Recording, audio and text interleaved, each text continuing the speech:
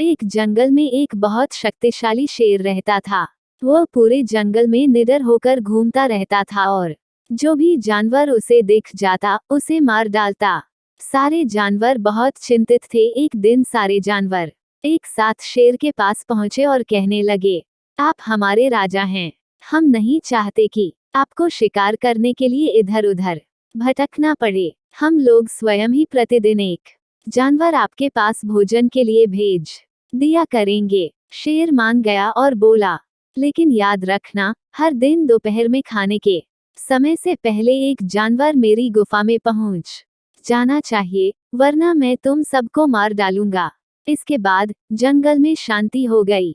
एक दिन एक छोटे और दुबले पतले खरगोश की बारी आई। वह बेहद चतुर था। उसने तय कर लिया कि जैसे भी हो अपनी जान बचानी ही है।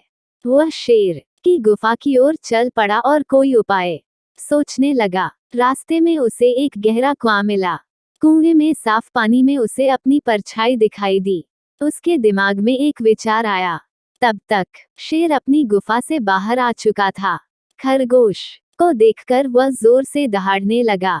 खरगोश बोलने लगा, महाराज, देरी के लिए क्षमा करें। देरी के लिए मैं या साथी जानवर दोषी नहीं हैं। आपके भोजन के लिए मेरे साथ 4 और खरगोश भेजे गए थे, पर रास्ते में हम लोगों को एक बहुत शक्तिशाली शेर मिल गया। उसने हम लोगों को रोक लिया और पूछने लगा कि कहाँ जा रहे हो। जब हमने उसे पूरी बात बताई तो वह बहुत गुस्सा होने लगा। वह कहने लगा कि वही जंगल का असली राजा है। वह तो आपको नकली राजा कहने लगा।